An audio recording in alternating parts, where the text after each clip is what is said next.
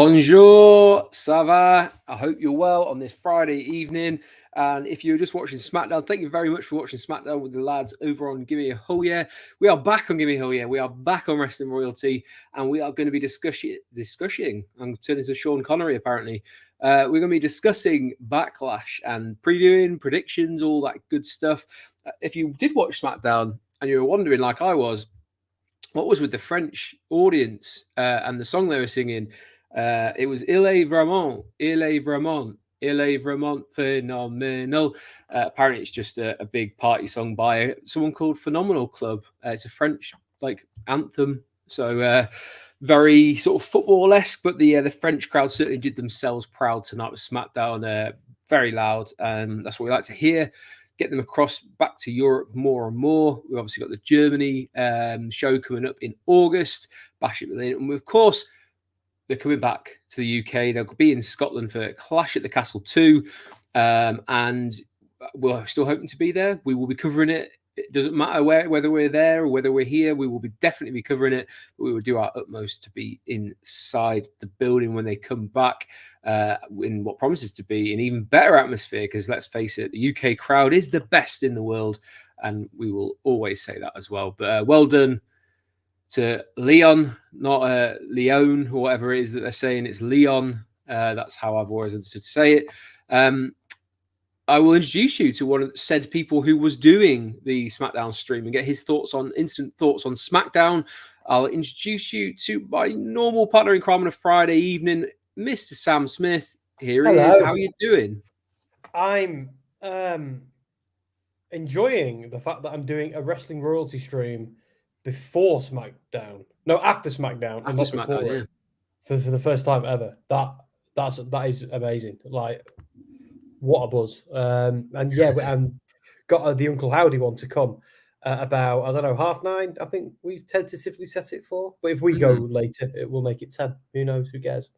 Yeah, because there was another sort of, I don't think it was shown on TV, but it was shown, like there's some social media clips going around that I believe Mark was tagged Gimme Hell Yeah in. I think so. Yeah, Mark and Misfit are usually our eyes and ears. So yeah, the spooky music was playing again during an advert break inside the arena, and a lot of loud chants for "Thank you, Bray," and things like that. So I'm sure Dom, whenever he joins tonight and covers it, or if he does cover it today or tomorrow, he'll be keen to speak about one of his favorite subjects in professional wrestling, which is all things spooky. And at the moment, that is very much included in Howdy's Hangout. However, we are here tonight. Is Dan joining, or is he done? No, he's got an early shift, so he's joined me for SmackDown. But now he's going to go and he's got a load of stuff to do, and then he's going to go to bed. So it's just you and me, business as usual. Fair enough. I mean, I was going to tell him how I thought his haircut was looking very spiffy. He was looking remarkable tonight. So always good to see Dan on the blue brand. Fortune on his various hair things, and Dom too, because like they look different every time I see them. Like, yeah, that is true. So yeah, it must cost a fortune. I'm also going to kick things off tonight by saying congratulations to Joe Henry. Might not have been the number one that he was hoping for, but he got a very respectable number 6 overall, number 4 on the downloads, which is incredible. So you've got to remember, professional wrestling to us, obviously doing this and being a fan, feels like it's all encompassing. It feels like the most important thing in the world. But he was going up against people that have been in this business for ages, people like Taylor Swift. Yes. Joe Henry has more than held his own. And as I said on Twitter, Joe Henry has become, his theme is the best selling and highest charting song ever in terms of professional wrestling themes. So congratulations again to Joe Henry. We all believed in you. We still believe in you. And if you didn't catch it last night, the TNA that he did to Creed Higher was fantastic as well. So if you haven't seen that, go check out his apology to AJ Francis, not AJ Lee, as Sam mistakenly said in the week. AJ Francis, and let's see if he manages to make it a night to remember and appears on tonight's Under Siege card if he sneaks on there somehow. So TNA, yes. Where can you read the latest interview with Joe Henry? Well, as I did just say, I believe in Joe Henry so much that I reached out to TNA and managed to bag myself an exclusive interview. Had a good chat. It was about 10, 15 minutes with Joe Henry on his birthday of all days as well. And he gave me a good rundown of where the idea came from to release that theme, some of his favorite themes and the kind of like mixtape songs that he's done in the past, as well as talking a little bit about Taylor Swift as well. So yeah, always a pleasure to speak to Joe Henry. He's also threw a little bit out there for North. He fancies getting in the ring with Elijah, which is cool. And he's going to be in the ring either way with Elijah up in Discovery Wrestling in Edinburgh, and he's going to be teaming with him. So watch this space if you're up in the north, whether it be the northeast or even further. Go past the wall and into Scotland. You've got a chance to see Elijah. I think he's doing a few appearances over that weekend, so north of the wall. I'm sure you'll be able to catch him. But yeah, fantastic place to go read all about Joe Henry is if you go and log on to either WrestleSphere or SoundSphere. If your bag's a little bit more long form feature, go check out SoundSphere and I get to flex that creative muscle. Or if you just want to see my interview skills and a little bit more from Joe Henry, go check out WrestleSphere. Or if you're a true fan, go check out both. And there's plenty of content on there because we've got interviews with lots of TNA stars like Ash by Elegance. We've got a lot of things on there.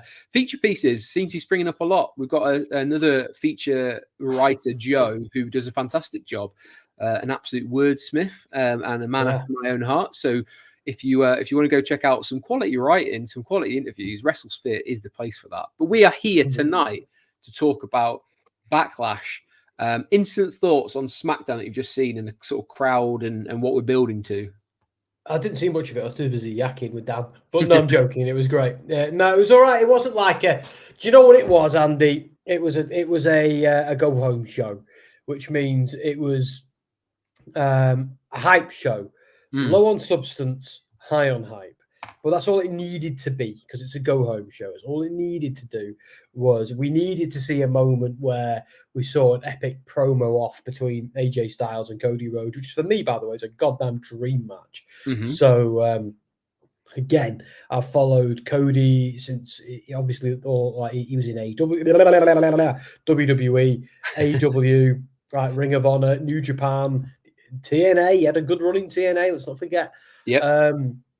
I've been a Cody guy for many years, always known who he is. AJ, I remember watching some of his early stuff in TNA and being like, this guy's a goddamn prodigy. And now these two worlds, these two planets in the same orbit have collided tomorrow night at Backlash. And I am... it's like I said on the SmackDown stream, I don't need there to be a massive storyline or a hard-hitting feud for this one, Andy. I just need to see these two guys do their thing because this is enough. Do you know what I mean? This doesn't need to be Roman versus Cody. This is great. And I really I think I'm confident of the result, but you just never know. Yeah. As you say, sometimes, and I know AEW gets knocked a little bit for this because they seem to have this as more of a staple of who's the better wrestler, who's the better man. But because it's not done that often in WWE, it can and does have a place, and it can and does have a place in AEW. And I think sometimes they're too heavy on that. But because WWE is very storyline centric and very much a case of like storytelling, it's quite refreshing to have actually, we're two Georgia boys, let's see who's the best. And they haven't had to throw too much mud, like a little bit today, yes, but this is more because of that's AJ Styles' character right now. Yeah, in terms of the little slap at the end and things like that. So it's an easy one to kind of like to get involved in. And it does boost AJ Styles' character a little bit. We don't need much more than that.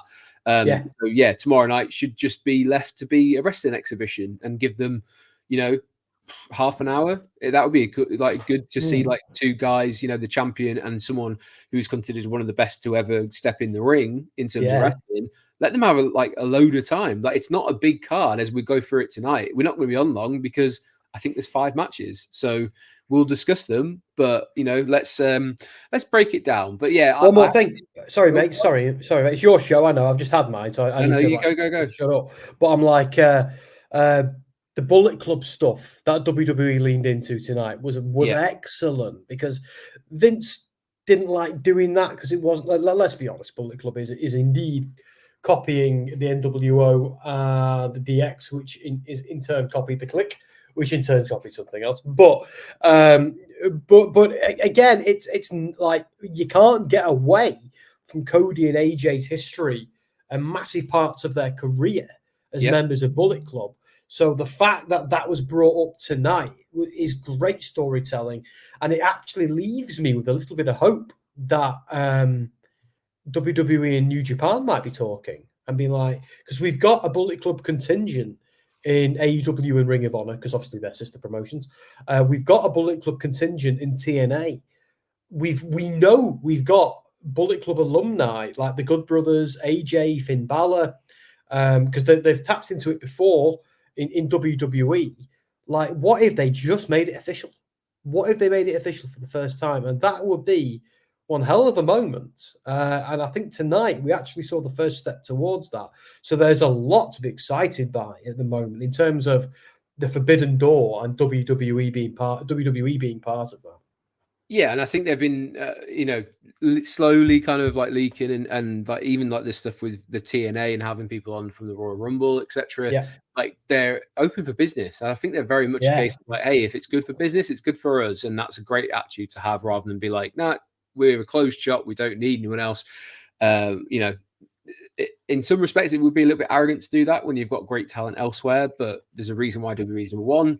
But it's nice if they kind of like acknowledge the big things in wrestling like they did tonight with Bullet Club, because it almost feels like it's its own thing on its own island, and you have to kind of, or previously you have to disregard anything that's happened in the past, so or elsewhere. So yeah, very nice touch for that. I actually thought, we'll get into it. Okay. Paul Heyman stuff. The Paul Heyman stuff was very interesting tonight, especially the stuff with Nick Aldis backstage. So we will get into that very, very shortly.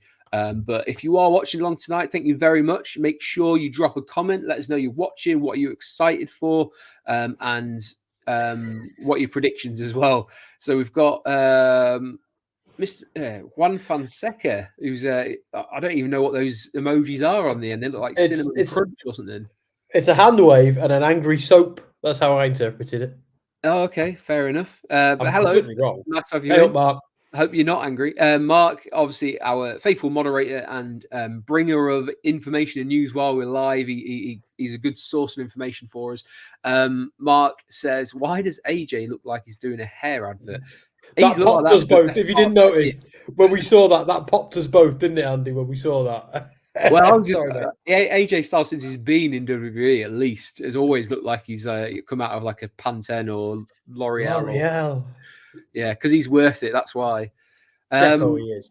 So let's start with that big angle they did tonight, because I actually thought there was my favorite part of SmackDown tonight was A, the crowd, but B, you also had this running theme. It ended with these guys brawling, and they really kind of built this animosity. But the person who's built this the best is Paul Heyman. He's been the MVP in the short time that they've been building this tag match. Now, if you did miss SmackDown, where have you been? But we'll fill you in. Basically, Paul Heyman was seen backstage talking to Nick Aldis and begging him to call this match off, pull Kevin Owens, Randy Orton out of the match. He was told no. Nick Aldis made a little bit of a sort of out of hand comment saying, like, why don't you ask the tribal chief, or is this on the, are you here on the word of the tribal chief? And Paul Heyman admitted he hasn't actually spoken to him since WrestleMania, and he was the one who pulled Roman out of the draft last week, much to the chagrin of Nick Aldis. He was then a guest. Paul Heyman was on a guest on the RKO show, or whatever it was called, which went down with the French audience. Kevin Owens spoke a little bit of French to pop them. Obviously, he is from Canada, and the sort of French-Canadian link came in handy there. A good spot. Paul Heyman tried to talk them out of it. They were having none of it, and then they got jumped from behind by Tama Tonga and Solo Sikoa, who basically just brawled around the ring for a little bit, building this up.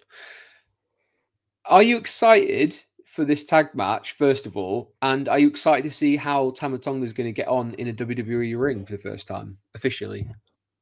Yes, I can't quite believe it's not quite a big a deal with Kevin Owens because he's done some stuff in Ring of Honor over the years where Randy is WWE through and through. So seeing Randy Orton in a ring with Tama Tonga is mad. It's like, multiverse of madness. It's Forbidden Door stuff. It's crazy. So look, Kevin Owens versus Solo Sikoa is a great match on any night. And Randy Orton versus Solo Sikoa is a great match on any night. So throw the four of them in the mix on Star Wars Day. And I think, like, I get this is the sort of thing you could, like, if I saw this on an episode of Raw or SmackDown, I think it would be fun, but it'd be ruined by the ads. Do you know what I mean? Like, as TV matches often are. So the fact that we're going to see this unedited, in all its glory on pay-per-view, yeah, I am excited by this. Is it like a WrestleMania-worthy match? Maybe not. But all four people know what they're doing. I think this will be a very violent clash of styles, and I'm very much looking forward to it. Yeah, and I mean, there's a reason why it's on Backlash, because it does fit nicely. Like for the first time in a while, WWE are using this continuity that they've got now, because we obviously didn't really see Kevin Owens and Randy Orton fall out at WrestleMania. They were involved in a triple threat, but there was no animosity at the end of it. It was like Logan Paul's managed to escape again sort of thing. And they've carried that relationship through, that partnership through into here. So it kind of makes sense if Randy Orton and Kevin Owens have this friendship going. You wouldn't want to see your friend bloodied and beaten like every week, like Kevin Owens was a couple of weeks ago by Tama Tonga. So yeah, it makes sense, which is great to see in the first instance. But I think the Warriors Code. Yeah. This is going to be the first time for people seeing Tama Tonga inside the ring, rather than just kind of jumping people or like being present and stuff, but actually seeing him in the match. So an interesting spot for him. And I think they'll open with this tomorrow night, because the way they've built it is they can't wait to get at each other. So it wouldn't surprise me if you go straight away with this one. The only wrinkle to that is, do we see another new member of the new bloodline introduced tomorrow night? Which again, we'll probably get a good pop. They know the crowd is going to be up for it. So if you're going to kind of introduce people and you're a little bit worried that they don't know who they are, I think people will just be excited to see someone new in France. So the crowd... Everyone knows the Samoan werewolf, mate. Sorry, dude. Sorry. Everyone knows the Samoan werewolf. I don't know. Like, WWE, so like... a lot of WWE fans live in a WWE bubble, so it wouldn't surprise me if it's not like sort of widely known who he is. Sam, explain, like, who are we talking about in roundabout terms here? Sorry, I got excited there. The Samoan werewolf is Jacob Fatu. So he's a cousin of the Usos and Solo Sikoa. Again, like, you don't need to be... He's been one of the guys... I want to say on the indie scene, but he's not really been on the indie scene because he's been in MLW and they have a TV deal and they're a big deal in their own right. They're not on the same level as WWE, AEW, Ring of Honor, and TNA. They're on that rung with the NWA and GCW. I'd say personally, they're like the next rung after the A tier. But Jacob Fatu, people like Jacob Fatu and Hammerstone, they've been the people who there's been a lot of advocates for them in WWE and in AEW, but Jacob Fatu is the sort of guy who do really well in WWE. And I've been actually pitching for over a year for Jacob Fatu to come into WWE and to feud with Roman Reigns over the suggestion of him saying, I'm a member of the bloodline outside of all of this, and I never acknowledged you as tribal chief. And the fact it almost looks like they're crawling towards making that a reality, which excites me a little bit, because Jake Fatu is a big Samoan brawler, and once you've watched a few of his matches, you realize why this guy is special. And like, again, he doesn't look like he's been in the gym every day of his life like Roman Reigns or the Usos, whose their transformation was incredible. He's a big, burly brawler. We're not talking Yokozuna or Rikishi here. We're just talking. This is a big dude who would. He's more like a mess you up. MAGA, like kind of like Yes, the way. yes, Yeah. Umaga, yeah. And he could be the second coming of Umaga and more. So, and guess what, boys and girls? He's been signed by the company. He works for WWE. It's only a matter of time before this guy appears. And when I just think Backlash is the place, mate. They've been umming and ahhing about where I just think it has to be tomorrow. The question though, Andy, is he one of Solo Sikoa's boys, or does he come flanked by one of the Usos, or maybe a unified Usos? Is this Civil War? I think it makes sense to be Solo, be one of Solo's hard hitters, and establish Solo and his boys as maybe the Rock's minions and what they are. But who knows where they're going to go, because they surprised us with Tama. I think this is a vehicle to get to where they want to be for whatever comes next for Roman. And it does truly feel like a sort of new bloodline versus original bloodline. And it wouldn't surprise me if Jacob Fatu is thrown in tomorrow night to help out. And, you know, it feels weird that two people like Kevin Owens and Randy Orton would just be fodder for, you know, the bloodline storyline. But it's happened in the past. Like, that's what they've been used for. But it also gives them an out to say, actually, the odds were upset once again because we've got the rise of this new bloodline. Yes. And whenever it happens, when Roman comes back and tries to get them to acknowledge him, and he just gets set upon by a pack of wolves that are just going to absolutely destroy Roman, and people will be like, "Whoa, okay, these guys are legit."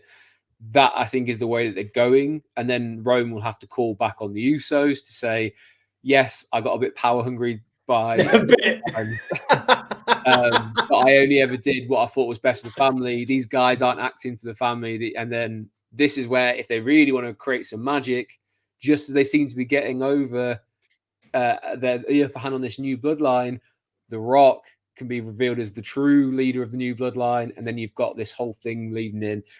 Let the family thing be its own. I'm glad the title's away from them now. They have a storyline. You've got so many things you can do with this, and I think it's great moving forward. But I'm going to christen them here as the new bloodline. I think they're picking up the win tomorrow. What about yourself? Yeah, I do too. Because here's the thing: it's like you said about like Kevin and Randy being fodder. I don't think they are fodder. I think it's good storytelling, and I think they're both over enough. Like, again, no one disputes Randy Orton and Kevin Owens being massive wrestling stars. They just are. They can take a loss, and it could be the breakup of their friendship. You know, like, this is wrestling. No one stays friends forever. They, you know, and they're both Scorpions. I've said this before. You know, like Randy could RKO Kevin after this in frustration. Like, we put WrestleMania behind us. I came out to help you against these two pricks, and we lost. Nah, screw, I'm done. I'm going back to being solo Randy. I actually think them losing is almost a necessity for the continuation of these things, because they don't need the win. Oh God, Drew Gulak has been released. Oh, bloody hell. Yeah. Saw that. Anyway, sorry. But yeah, so yeah, these two, they can take the loss. The story here is, as you said, mate, it's the growth of the new version of the bloodline, for the inevitable payoff to be Bloodline v Bloodline, best Civil War ever. Yep, I completely agree. You might have seen the comments, Mark, as I said, does bring us news throughout these kind of streams if we're on the, if we're on the air and we can't be checking, because we want to be dialed into this discussion and talking to you guys. So Mark will inevitably bring us anything that breaks on Twitter. Earlier tonight, WWE announced that they were going to do a big announcement tomorrow, and it's now been confirmed that is going to be about WrestleMania 41, probably about location, date, etc. So that's some good breaking news that we like to see. This, however, is very sad. We don't like to see people lose their jobs, but Mark has said there was rumours earlier on that NXT superstars or stars were next up to kind of have a little bit of a cut, unfortunately. And as Mark's put there, the following has been released by WWE: NXT's Daryl Mason, Vlad Pavlenko, Ezekiel Balagan, Kia Saint, Emma Diaz, Valentina Feroz, Keyshawn LaFleur, Trey Bearhill, and Julian Bowdy. The one that is interesting there, Trey Bearhill, he was involved in the breakout tournament and was jumped by Lexus King. and didn't take place. And he had a little bit of a feud with Alexis King. So yeah, he's probably the bigger name out of those ones. And then obviously you did see Drew Gulak disappear off of NXT. He was part of. He's been assassinated by He's been taken out by the D'Angelo family. Yeah, was it No Catch Crew? Or am I getting confused? Because that's the same. Yeah, no, you are getting confused, but I know what you mean. New Catch Republic, and then there's like the Catch Quarter Crew, or whatever it is. They have. If you don't know, I've got there. I've got William Regal's son in that one. And anyway, Drew Gulak was part of it, and yeah, he just disappeared because of he was named in the whole like Ronda Rousey like autobiography, or like in a press tour that she was doing, that there was some stuff backstage, and it looks like they've just kind of cut ties with that.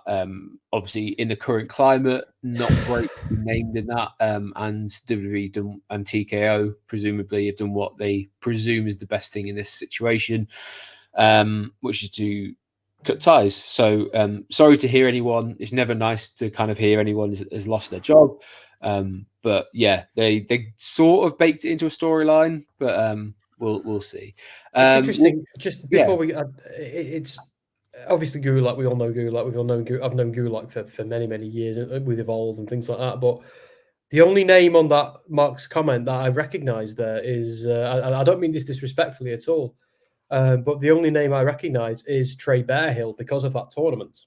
Yeah, but I feel like as talented as he was, and he was, is the guy. There's somebody else is kind of using his gimmick already. Well, his gimmick was because he was native. He's actually part Native American. They veered into that. But yeah, I think who is it who's using the same? I don't know. He's one of the New Japan guys that they took on. He's very good, but I forget his name because I've had a beer and it's been a long day. It was a bit weird because I was like, hold on a second, someone who's got a very similar gimmick. So like, why are you using the same thing? But that worried me when I first saw it. I was like, WWE they've gone to lengths before, by the way, to say that they. It was the way that they work for NXT is they give them a year or two, and if they're not progressing to where they would like them to be, they will cut ties and kind of move you on because they have so many people coming up. And because of the way that they do their business is they have this sort of like conveyor belt of people that they'll bring in. They'll give them a year or two. If it works out, then great. Sometimes it's big names that don't work out. People like, I think like they were quite clever with Ava, the Rock's daughter, because I think they knew there's maybe something they wanted to use there. She has that little bit of star power because maybe of who her dad is, but also she does have a little bit of something there. And they try and find a different route. And I think she's been doing all right as the NXT GM. But, I think had her dad not been that, maybe she wouldn't still be there. So it is a case of like, it's a cutthroat industry. They've got to do what is best for them as a business in terms of, are you going to make it? How much resource do we have to put in to you to get you there? And unfortunately, if you're there a year or two, it doesn't seem like you've got long left. So, downsizing is a rather unpleasant fact of life, but all businesses do it. Especially when you see them making as much money as they are as well. But that's how big businesses work, unfortunately. Because I've been made redundant multiple times in my career, and 100%. And it's like it's never nice. But the one thing I will say is I wouldn't change anything now because every single time that happened, it led me to something new and led me to a better path. So, fingers crossed. I'm sure they'll all do okay. Yeah, absolutely. But we will move on. We are talking about Backlash tonight, and let's move on to what is quite a big match tomorrow night. It's a World Championship match after all, which is the first defense for Damian Priest against Jimmy Uso, Jey Uso. You were doing so well. I know, and I fluffed it in the name, but it is Jey Uso. It is Mr. Yeet. It is Jey Uso who is challenging for the title tomorrow. Jimmy Uso is nowhere to be seen. Jimmy Uso is currently injured, conspicuous by his absence at the moment.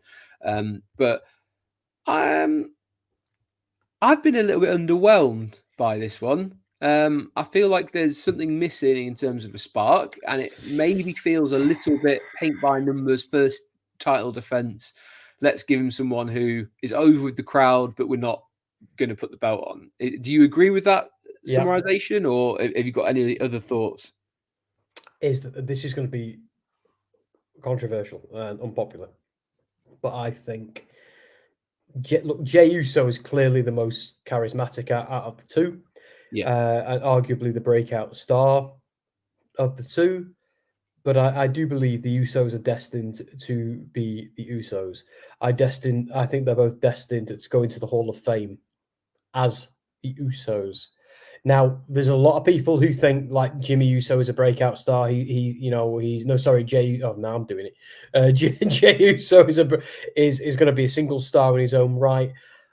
And the fact that you're underwhelmed and I'm a bit underwhelmed, I don't see it. I think the big storyline now for Jey Uso is the unification with him and his brother. I'm in that as a fan.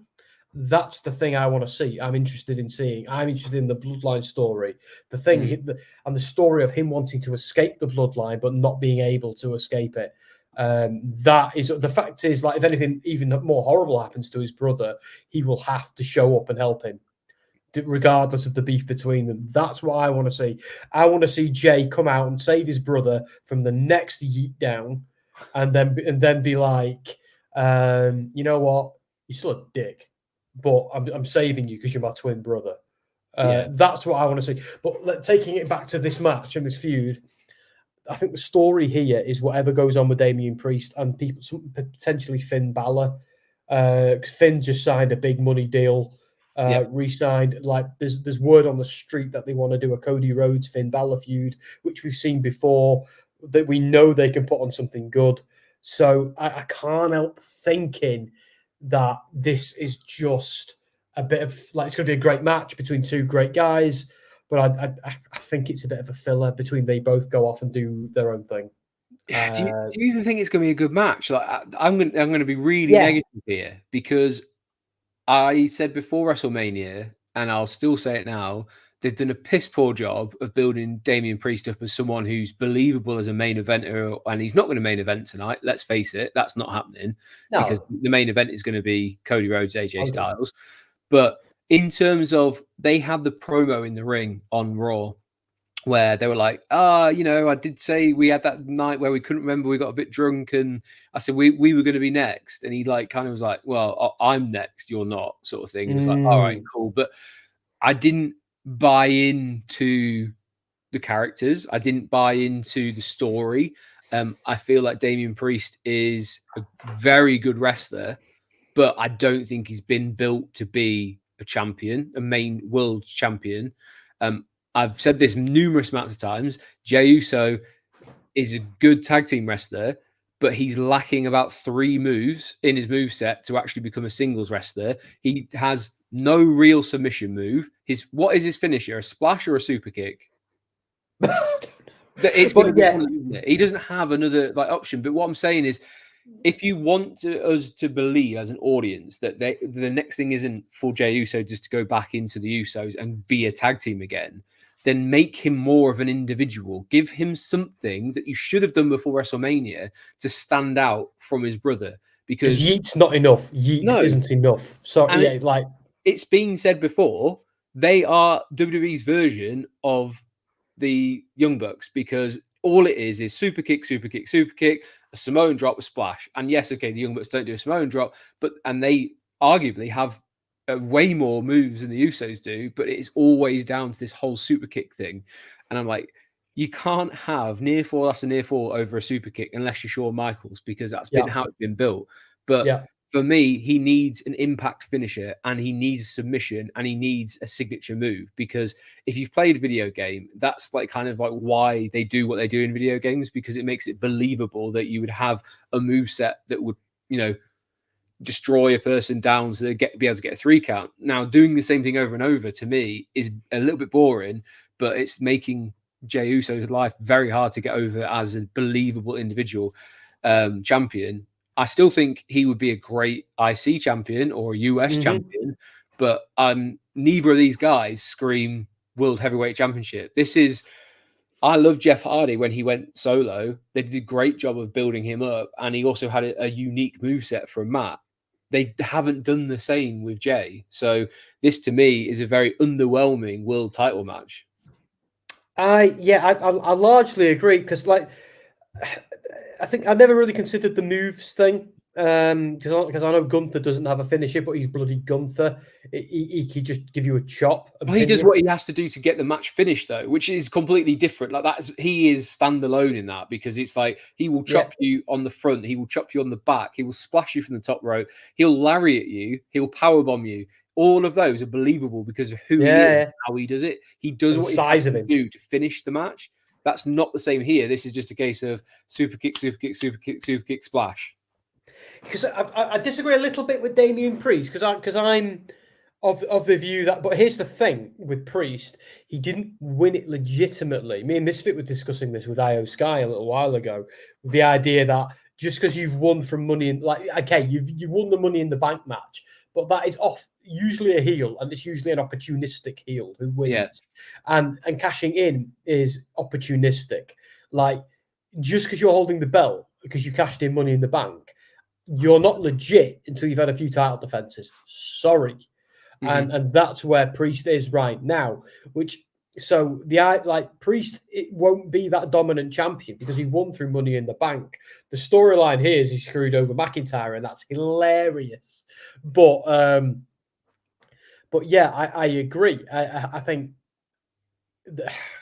he's not going to squash Jey Uso, because Jey Uso is over as Rover. But what he needs to do is have some dominant wins. But I can't help thinking both of them are up against each other before they branch off into their various storylines. With Jay, it's the bloodline stuff. With Damian, it's with Rhea being gone as well. The bloodline is on the shakiest ground it's ever been on, and the irony that they've got the world heavyweight championship, and things are more precarious than ever. I think the storyline is important here. I hope the match is good. I've got faith that it will be, but I don't think. I think this is a match to further two storylines and two wider faction-connected stories. I don't think this is going to be one we talk about in 10 years' time. Yeah, and I think I'm coming from a place where I'm always about the story, and I feel like the good story here was to have Drew win and CM Punk cost him, because it's all well and good having this awesome rivalry between CM Punk and Drew McIntyre, but they can't do anything right now while CM Punk is in the last few weeks of his healing, or however long it's going to be. You could have had CM Punk cost Drew McIntyre again and build that Drew McIntyre's like, hey, I had a shot, like, and it would have made sense to have a rematch, because he was like, oh, give me a rematch. You stole the title from me because you used the Money in the Bank briefcase and stuff. That would have made logistical sense. It would have made logical sense. You then move in, you then have CM Punk like cost him, which then sets it up for further down the line. Damian Priest can further his character of being like, a little bit shifty. He's the heel. He gets the easy win because Drew was distracted, etc. And that would have suited everything. They didn't need I like it. This position. And I think that's, again, for me, it was a bit of because Drew's not even on the card. And I know maybe it's because he's injured. Maybe that's why he's legitimately trying not to have big, long matches. But I think that was the route. But I think you're right. But the only thing is, we don't know what they're going to do storyline wise involving Jay tomorrow night. So I'm going to reserve judgment. Just if they do Sweet FA, then you're 100% right, and that is what they should have done. But because like McIntyre getting his crack at Priest, but also I can't help thinking that it might be what they do at Clash at the Castle. Well, I don't know, but CM Punk's looking pretty damn good at the moment, so maybe he's going to be ready for Clash of Castle, and that would be amazing. Well, CM Punk I've got two issues with that though. The first one is because I was hearing, I mean it's Drew in bloody Glasgow. I mean, come on, because I thought if like Drew, like let's not forget with Drew, where he has become somewhat of a delusional heel. His pathway there was that of an aggressive, frustrated face. And at some point those lines have blurred. So, but in like as we saw with Rhea Ripley in Australia, Drew in Glasgow where he lost. Well, I know he technically lost in Cardiff, a different country entirely, but there's still like, my God, he in terms of, it's not his hometown per se because he's from Ayrshire, but my God, it's only an hour away. Like it is. I think Drew, they might start. It might not stick, but I think they might start transitioning Drew to be more of an anti-hero between now and Clash at the Castle. And if they can build up Damian Priest to be a super mega scumbag between now and then, that'll really work. Because my issue, the thing with Punk is, because I'm hearing SummerSlam for Punk. I can't. I don't know that. I don't know how true that is, but that's what I'm hearing. SummerSlam. That makes sense from where I am. It's a massive deal. SummerSlam is a bigger deal than arguably any of this. And also, I don't think they should do McIntyre Punk in Glasgow, which will instantly just make Punk the heel, which I don't think is what they want to do.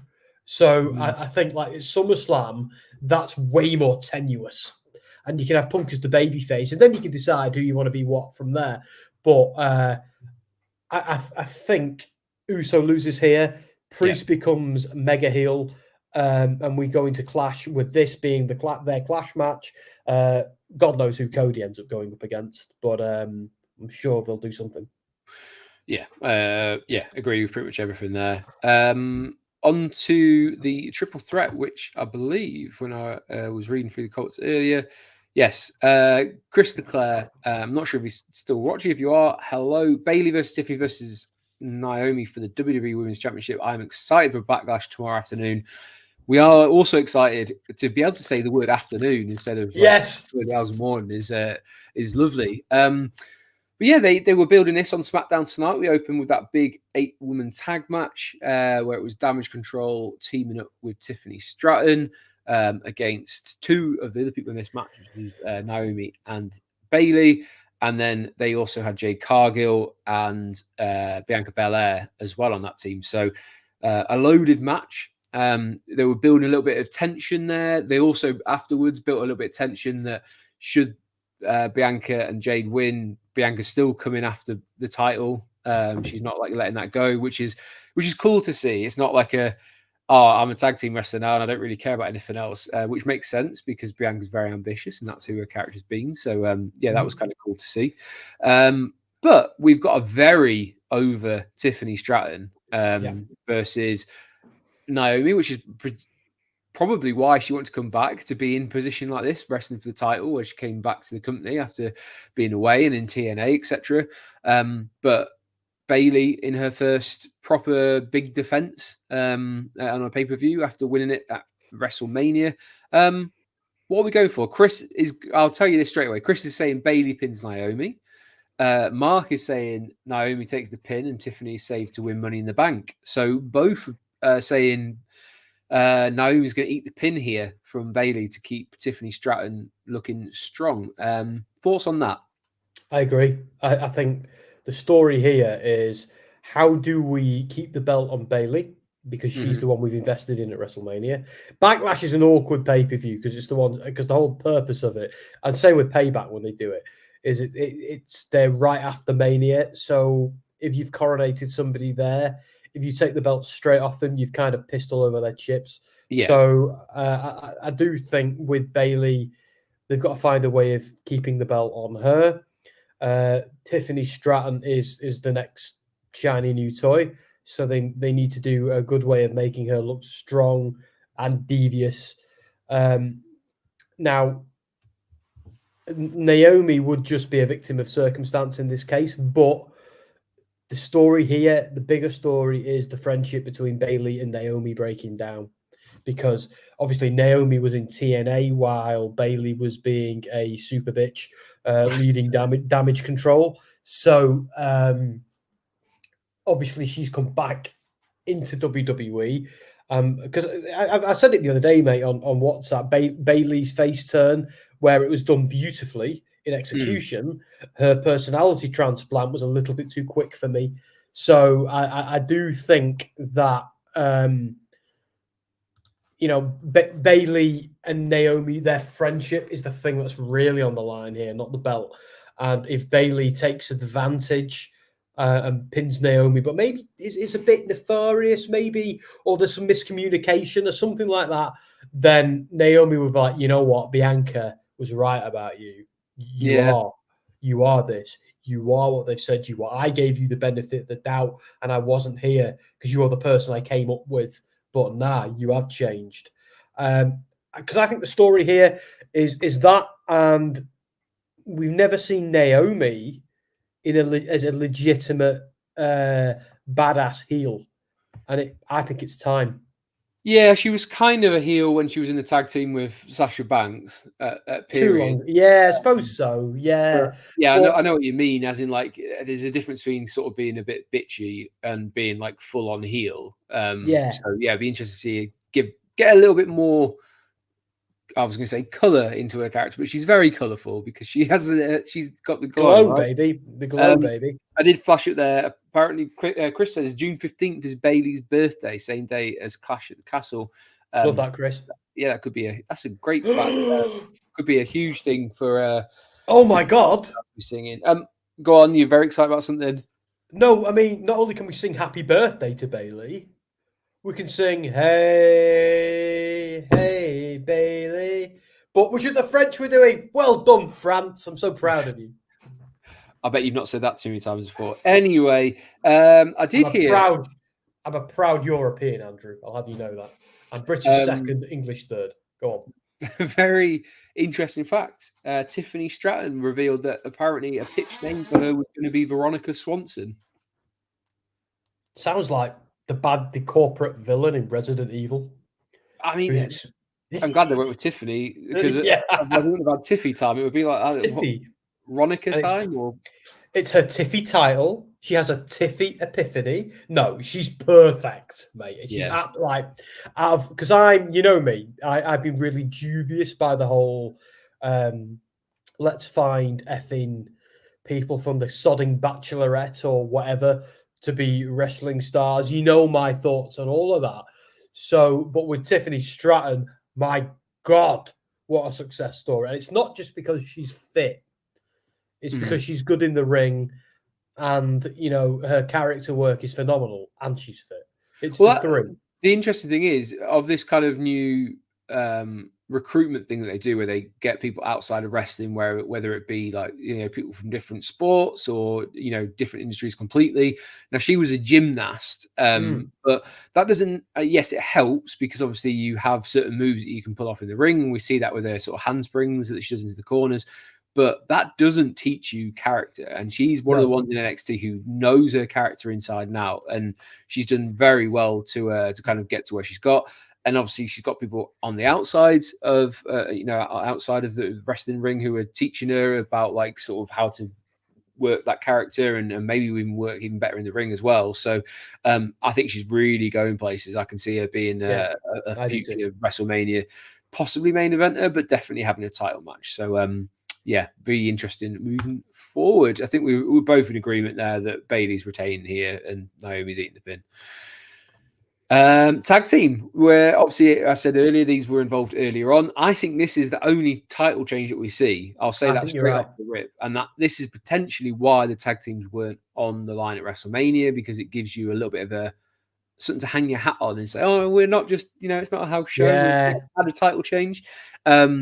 But yeah, I think we've got a potential title change here, which is a shame because I will say I think it will diminish Damage Control somewhat to not have the titles anymore. And they feel like these really have been fodder for Jade Cargill, by the way. Jade Cargill has just like absolutely destroyed Damage Control.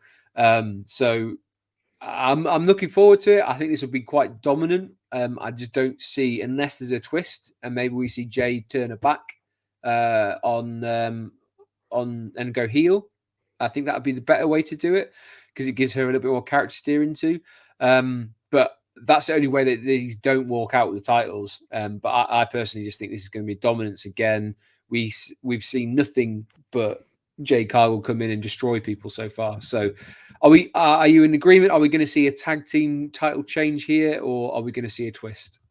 it's a weird one, isn't it? Because the more you go through this card, the more you think, well, they're retaining, well, they're retaining, well, they're retaining. So, like, they've done it before. They can have a pay-per-view where everybody retains. Yeah. Like, they have done that before. TNA, not everybody retained. The Digital Media Championship changed hands at the last TNA pay-per-view, but everybody else retained. And there was a ton of heel victories as well. So it was like, it felt like the end of Mania 39 once it was over. It was like, oh, I've been barraged by horrible things. But yeah, it was, they could do it. There's two predictions I've got here. Either Bianca and Jade win, because they want Cargill to look really strong, which is what leads me to believe that they're winning. And Damage Control, like Kyrie and Asuka are both great. They can take. It's like I said earlier. They can take the loss, like Kevin Owens and Randy. They can take that loss. It's not really going to ruin their momentum massively. They're still Damage Control, and it'd be interesting, like, who are Damage Control without Bayley, and then without championships. Yeah, that's an exciting thing to consider. Because the minute they kick out Bayley, they lose all their gold. But they've also got the fresh start on Raw because they've been drafted across to Raw. So they could go on Monday Night Raw and it doesn't matter if they've not got the tag belts because people just be like, oh, they're on Raw now. So they've got like a whole new raft of things they could do. I'd be worried if Vince was still running things because I'd be terrified that Asuka, Kyrie, and Io would all become caricatures like they have in the past. But I think under Triple H, they get it. He gets it a bit more. He understands they're warriors first. So I am confident. But I obviously, look, the idea here is Cargill needs to become number one super bitch. And she. But if we're already going to see a heel turn with Naomi, they're not going to do that here. So I think Cargill and Bianca win here, win clean. Bianca gets the pin. No, sorry. Cargill gets the pin on Kyrie because Asuka's a former world champion. I know Kyrie's on NXT, but but we'll and it goes from there because they're not going to keep Cargill and Belair together forever. It'd be interesting to see where that goes. But they're giving Jade Cargill some chops in the ring in terms of they're letting her build it into it and maybe disguise some of the sort of like the flaws people have pointed out in a wrestling ability. But the more she does this, the more she goes on the house shows and gets those repetitions in and stuff like that. Yeah. I think the better she'll be for it. And maybe this is why. It's because if she's not having a great match, just tag out. So like leave these two together for a little while, see how things progress, and then see like where we are in terms of like her prowess in the ring. I believe that's why they've been put together, because Bianca can kind of shoulder that a little bit. And it also, quite frankly, that's a huge thing for WWE to put on Bianca, because it shows that they trust her to build up who they think is going to be the next Oh, yeah, star. she's brilliant. She's absolutely brilliant. Yeah. Yeah. We've got someone absolutely magic watching tonight. Harry Potter's watching. It says it's definitely going to be Bayley who wins tomorrow. Well, isn't that wizard? What an absolute fact machine Chris is turning in tonight. If Bianca Belair wins the WWE Women's Championship back, well, she can't win the championship. He must be in the tag team championship. Yeah, that's what he means. She will be the 5th woman to become a Triple Crown winner. Ooh, dead cert, you ask me. Because you know Corey Graves is going to bang on about that on commentary. You just know. Have we seen Io Sky since WrestleMania? No, she's licking her wounds. So there's a lot of wound licking going on this year, right now. Maybe she comes back and costs them the title. You can say, well, why didn't you guys help me? But that would be an interesting one. Because it might actually, like, they don't need them all together, right? That's a few too many people. I think they do for a bit. I think they need to have this idea where they're like, right, we kick out Bayley, we've got WrestleMania, and before you know it, all the gold is gone. Yeah, I like that. Yeah. Because I love the idea of them being a united front, but they're trouble in paradise. Because this is wrestling. There are two types of stable. There is the stable who are on top, and they've got all the gold. And then there's the stable with fractures. And the heel stables, like the NWO or like we call it the Bullet Club curse, don't we? The Bullet Club curse is not, in fact, the Bullet Club curse. The Bullet Club curse is the heel stable curse. It's been going on for about 40 years. So I love the idea of maybe Asuka or Kairi that maybe thinking, you know what, what do we need you for, Io?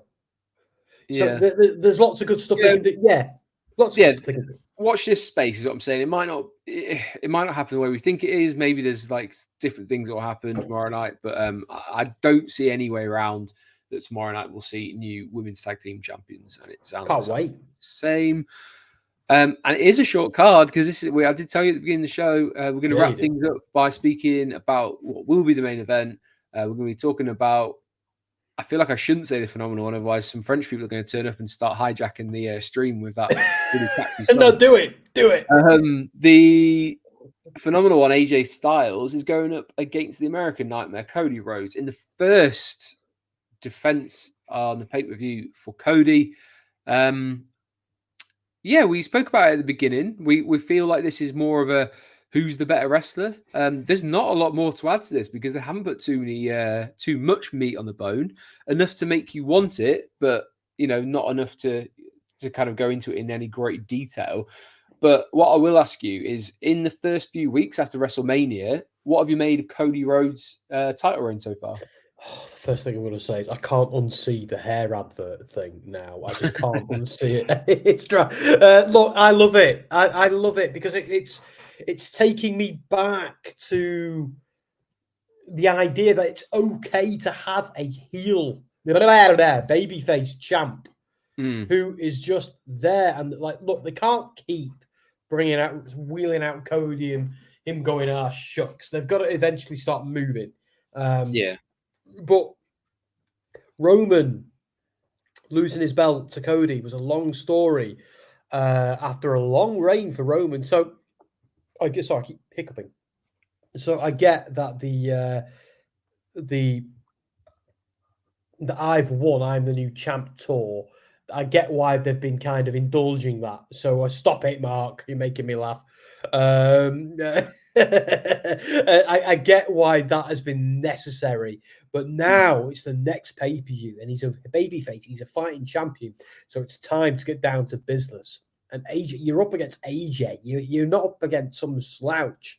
You're up against how many times has this guy held the WWE Championship? At least twice. 3 times, maybe. I'm sure Chris can tell us. Chris, where you at? Where's Misfit when I need it as well? It's becoming like catchphrase now. To me, this is as a long-time wrestling fan of all of the major promotions, and I mean that, this is a dream match for me because I've never seen it, and I'm going into this with it being a dream match. So, but with Cody, I'm digging it. Like you asked me, how are you finding Cody so far? I still feel I'm living in a bit of a daze, mate. When his music comes out, I'm hyped, I'm pumped. I feel like it's John Cena again, Stone Cold again. I feel like I'm meant to feel. I get it. Like they will falter eventually. Potentially, maybe. I don't know. But right now, this is what it's meant to look like when you've got a babyface champion at the top of the card. This is it. And it's been so long and so many, it's so easy to have a heel champion and for them to be such a dick and then someone to come up against them and then they cheat and they win. The hard thing is doing what they're doing right now with Cody. This is the hard part. And they're doing it well. And I think if they went straight from the Roman Reigns thing into a bitter, aggressive blood feud, it wouldn't work. This is the right call because it's 2 guys who we know are brilliant going up. It's a former WWE champion going up against the current WWE champion. That's all we need. Yes, and there's some Dusty Rhodes connection there. There's the Bullet Club connection. This is beautiful. It's less is more. It's understated. There's some. They're digging into the history, particularly with TNA, New Japan and Ring of Honor with the Bullet Club and the Dusty Rhodes stuff. You wouldn't have seen that under Vince, but you do see it under Triple H because he respects the others. I love this, mate. And you want to know how I feel about Cody as champion right now. I feel right now about Cody as champion as I felt the minute he won that at Mania. That is how I feel. Yep. AJ Styles is a 2-time WWE champion, by the way. You were right with your instincts. I have a feeling this is, or I don't know if it comes across this way to anyone else. This feels very NWA style. Yes. Nick Aldis as champion, and he's very respectful with the belt. Like, this is my belt. Bring it as a challenger. You don't need much for storyline, but this is like a wrestler's thing. And I think they've done that on purpose because, as you said, they've come out of this like major storyline, this all-encompassing storyline for the last few years of the Bloodline, Cody Rhodes. Now it's just a case of like, let's give something to the wrestling purists. And this is why I said at the top, give them a little while, just give them a chance to kind of prove why WWE and how WWE can do great wrestling matches, not just storylines. And these two are great for that. And I think they'll have a banger. I think it'll be one of those ones where you go, actually, that might be on my list at the end of the year. That was one of the best matches, and that's what AJ Styles can offer. He is getting on there. I think he's very publicly said he's winding his years down in wrestling. I think he's in what he said is his final contract. Oh man! And then if that's true, this is all about giving back to the industry and the business, and just solidifying himself as a great wrestler, because I don't think he gets another world championship. I could be wrong. I just don't see it. But I also think he's going to go out and have a few more bangers. Sorry, mate, go on. You think he can have another world championship reign? Nah, I was going to say I've got another prediction, and you're not going to like it. I think AJ finishes up with WWE, nothing to prove. Like Edge, nothing to prove. Daniel Bryan, nothing to prove. And you know where I'm going with this. And signs with AEW for a year or so. I swear to God. Why? So all I'm going to ask is, but why? Because is he going to go across there and be their champion? Well, because there's two reasons. One of them is, and there's no disrespect meant to anybody when I say this, but one reason is mad money. The second reason is curiosity. That's it. Edge and Bryan Danielson didn't need to do it. They didn't need the kudos. They didn't need the dosh. They didn't need the. They did it just to see what it's like on the other side, because Daniel Bryan and Edge are both close. Like, you got to remember. I know AJ's a bit different because he's never been through what they've been through. In terms of having to retire due to injury, then by a miracle of medical science coming back, going out on your own terms, doing everything that you want to do in then WWE, and then thinking, right, where am I? What do I do? What haven't I done yet? And like Daniel Bryan and Edge don't need to win the AEW belt over there. They just need to. No, I know what you're thinking. I can hear your thoughts, but. It's not. It's more because Edge and to an extent Daniel Bryan, Edge especially. So let's take Edge. Edge never had the opportunity to wrestle anywhere else because he was WWE. He did a few years on the Indies before, but in terms of major promotions, Edge didn't do that. So that was why he was like, let me go see how another promotion does it. I don't know what he feels now. Looking, in hindsight, it's a different, completely different beast, but. Edge did his thing. He's now gone across and he's working for another major promotion. Daniel Bryan worked very heavily on the indies. He still felt like he had a lot to offer. Vince at the time obviously didn't. I don't know if he'd make the same choice if Triple H was in charge when he was there towards the end of his career. I don't know if he would. But what I would say with AJ Styles is AJ Styles has been the face of another franchise, another promotion. I don't think he'd have the same itch to scratch. If you watch some of the stuff he said in interviews, he talks about when he knew it was going to be time to hang it up when he loses a step. And then he started in interviews saying, there's certain things I don't do night in and night out anymore. I've noticed the guys are doing things I'm not willing to do. And he's kind of mentioned that's the time. I think he's the kind of guy who's actually like, I am ready just to spend time with I think he's like 4 or 5 kids and just play video games, and he might have another match in Japan. And that's where the extent of it. But I don't see him moving to AEW. I don't mean long term. What I mean, because here's the thing, because I see more similarities between AJ and Bryan Danielson than I do anyone else. Because, like AJ, Bryan Danielson was somebody who made his name somewhere before WWE. He was the American Dragon, for God's sake, and Yeah. that means something. Like, my lord, even when AEW say it and swang it around and wave it around, they don't understand what they're saying when they say that. The same way the CM Punk lot in AEW and WWE don't understand what they're saying when they say the best in the world, and they because they weren't there for it. They didn't see what we saw in that heyday of Ring of Honor. That applies to a few other people, but mainly Punk and Bryan. But AJ's another one like that with TNA and somewhat New Japan too. So I can't help thinking with AJ, don't need the money, don't need the kudos, but he might have an opportunity just to go back and find that previous version of himself and interconnect that version of him with the awesome version of him he's established in WWE as well, and bring it full circle. I don't think he necessarily needs to be an AEW champion. I just think even if he has a 1 year, 2 year run, has some fresh matches with people he's never wrestled before, just little things like that, because sometimes that's what it's about. It's about wrestling the people you've not wrestled yet. And sometimes that's enough, like Ospreay versus Danielson, for example, is a massive, that was worth the damn wait, flipping heck. And I feel like with AJ, I can't help thinking with AJ, like, he might not, but that to me... No, I completely get your point as to why. I kind of hope I see it, because I do feel that we're coming to an end of the AJ Styles, of the WWE AJ Styles. Yeah. And that makes me sad. So, well, I mean, the quote that he said is in an interview was, "There's definitely a finish line somewhere in the future.